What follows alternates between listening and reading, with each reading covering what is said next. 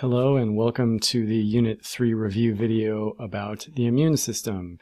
And this is where we sort of put the immune system together and we try to understand more of how the adaptive immune system works beyond just memorizing the pieces, which is what we've done before. Let's get into it. The first thing to think about is something we review a little bit, which is innate versus adaptive. So I'm just going to run off some comparisons and you're going to have to be able to tell me which is which. So for example, which of the systems is ancient from an evolutionary point of view? Which one predicts us from the predictable random crap that falls on us every day, like the bacteria that falls on us every day, the viruses that are actually trying to get into bacteria, other things like that.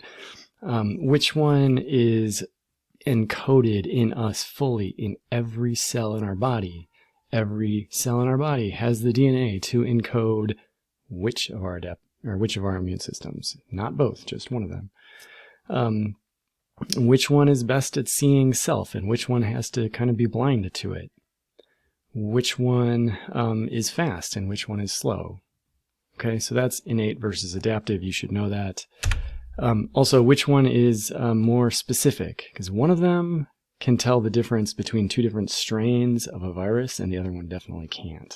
So one of them is like that. Another thing would be memory. So where does that come from? By now you should know that. You should know how we get immune memory.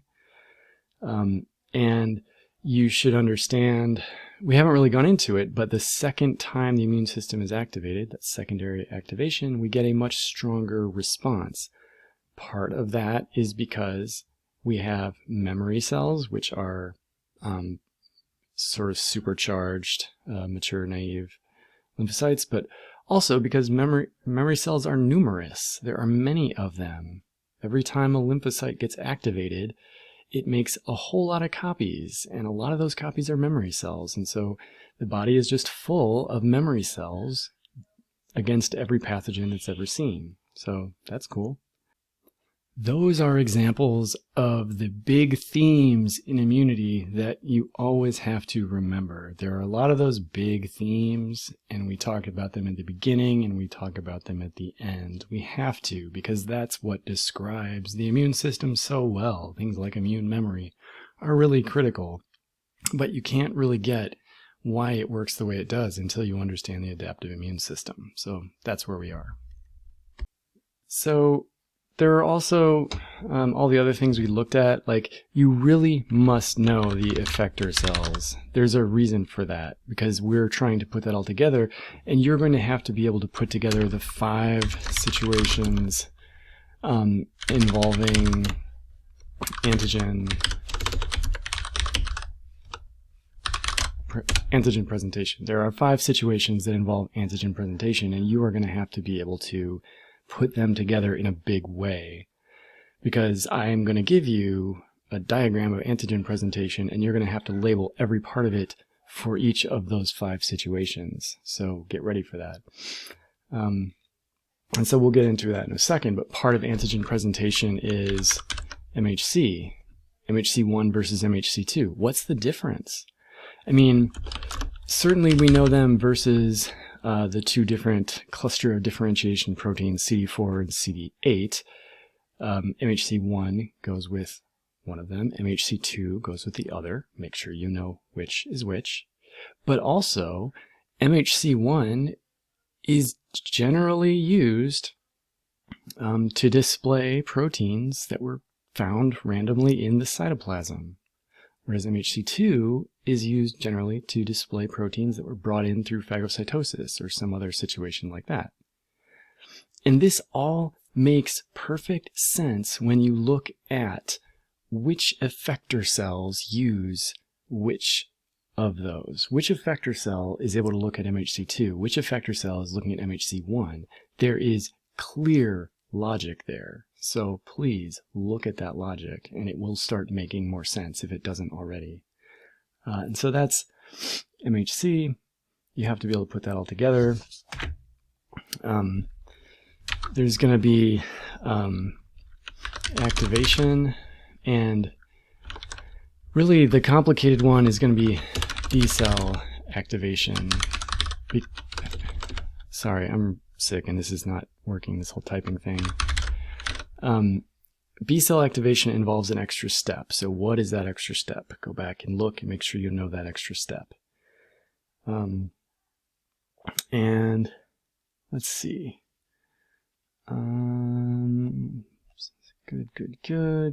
Good. Education. Wow. See, you just don't want to get repetitive stress injuries and get ergonomic keyboards, because from then on you're going to type like a drunk person. You just don't want to be like that. You want to be someone who can type. So be careful. Anyway, education of lymphocytes. How does that work? What is the purpose? What does it accomplish for us? What does it protect us against? And how? That's what you got to do when you're looking at lymphocyte education. There are two tests that lymphocytes have to go through. They have to pass both, or they get told to die and get recycled. And if they die and get recycled, that's okay. They just turn into new cells. There are additionally two more big topics that really aren't that big. One is the complement system. What is it? Where is it? It's a system of proteins in the blood that protect the blood. But how? There are three triggers that set it off, and it has three functions, three outcomes. So learn the triggers and the functions. This may seem like a lot, but if you look at a diagram of how the complement system works, know that in some immunology classes you'd have to learn the whole thing. And this is not like that. So learn the triggers and the functions, and you will understand the complement system and be able to put the whole thing together. And then the last thing I'm going to look at before I zip back to antigen presentation is natural killer cells. What do they do? And how does that fit into an immune response? Why is it necessary? So natural killer cells are going to kill host cells that don't display MHC1. Well, why do we care about which cells display MHC1? Why do we care? Why would a cell ever not display MHC1? There are really three reasons. One is it could be damaged in some way, and that could happen because of cancer, or that could be because of some other random mutation, in which case we want to kill it. It could be instead infected by a virus that is shutting down MHC1, or it could be infected by an intracellular bacterium, in which case it might shut down MHC1. Either way, we want that cell to die. So that's what a natural killer cell is for. Okay, so I want to go back to antigen presentation, because we just need to go through this list again and again until you internalize it if you haven't already. So antigen presentation. I will always organize this by which pairing of MHC and CD it's using. So we start with MHC1. And there are really two situations where we would see MHC1 being used. The first one is activation of CD8 positive lymphocytes. And what do these become? They become cytotoxic T cells, right?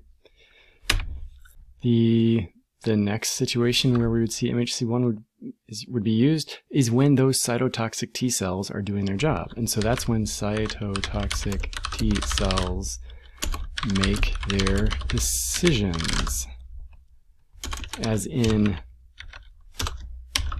do I kill this cell? And how do they know? Let's fill this in, just to be clear. For each of those, I'm going to fill it in. Activation happens if cell does recognize the epitope. Just so we are clear. Killing happens if the cell does recognize the epitope. If that doesn't make sense to you, work on it until it does, because this is the biggest misconception about the adaptive immune system. And anyone who writes cytotoxic T cells kill cells they don't recognize on the exam will generate angry thoughts in their professor, but also will lose a lot of points. So make sure you get this, because there's nothing innate about a cytotoxic T cell. Cytotoxic T cell looks for one thing. We have billions of different cytotoxic T cells, each looking for their own thing, and they're only able to kill a cell that shows it that one thing. So now you know.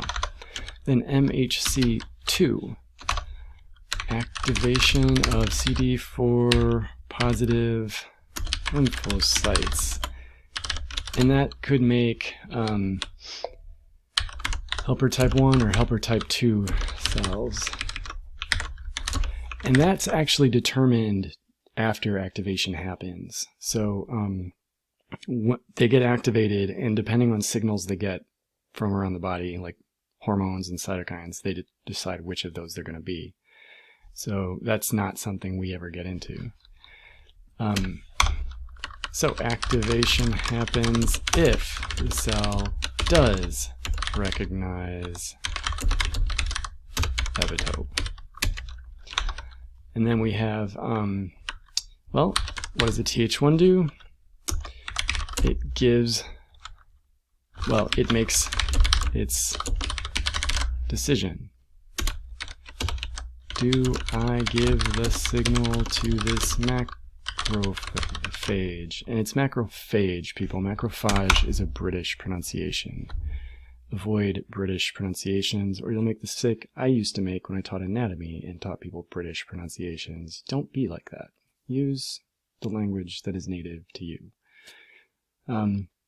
So the cell signal is sent if the cell does recognize the epitope. And then the other situation, the type 2 helper T cell makes its decision. Do I give the signal to this B cell? Signal is sent if the cell does recognize the epitope. Okay, so you should be picking up on a pattern here if you haven't already. Every single one of these things happens if and only if the cell recognizes its epitope. And every cell that's making a decision is a T lymphocyte, a T cell which is incredibly specialized and can only recognize one epitope. That means any of these events is only ever going to happen if we're very lucky. And the epitope the T cell recognizes gets shown to it on an MHC, which means some other cell had to have found that epitope and found the T cell that can recognize it. And both of those are random processes. So it takes work to understand this, but you have to do that work. And if you can decide not to understand this, but don't ever tell anyone anything about the immune system if you have made that decision. If you get this, you get this better than most people, and you should go forth and be knowledgeable. I have very strong opinions about this because I've read so many exam answers about it. So I do have strong opinions. And that is pretty much it, because you've already memorized and been tested on the parts of the adaptive immune system. You've already told me the functions of an antibody. You've already told me all the effector cells. You've told me what's cool and weird about lymphocytes. Now is the time to talk about antigen presentation and how it all comes together. And you've got to think about lymphocytes when you do this. I would recommend going to some kind of drawing app or a piece of paper and always just drawing some circles. Ooh, we are circles. And drawing some T-cell receptors on them. They look like rectangles with a bite cut out of them. They don't look like that in reality. They look like that as we draw them. They are giant complexes of multiple proteins, but that doesn't matter to us. We really don't care about their actual three-dimensional structure. We care about drawing them differently from how we draw B cells. And then B cells, their B cell receptors are immunoglobulins. They're basically antibodies, which is cool because B cells are very good at making antibodies. So we draw them, or I strongly recommend drawing them to remind yourself always that they are incredibly specialized and they each only recognize one epitope. And if that's the case, if they only recognize one epitope, you have to construct your model of how the adaptive immune system works using cells that each only recognize one epitope. And that doesn't work if you're saying things like, a cytotoxic T cell kills any cell it doesn't recognize. That doesn't make any sense if the cytotoxic T cell is a lymphocyte, because the lymphocyte, its purpose is to ask yes or no, do I recognize this?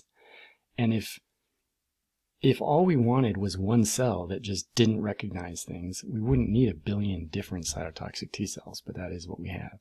So go forth, study immunity, and be ready to write amazing things.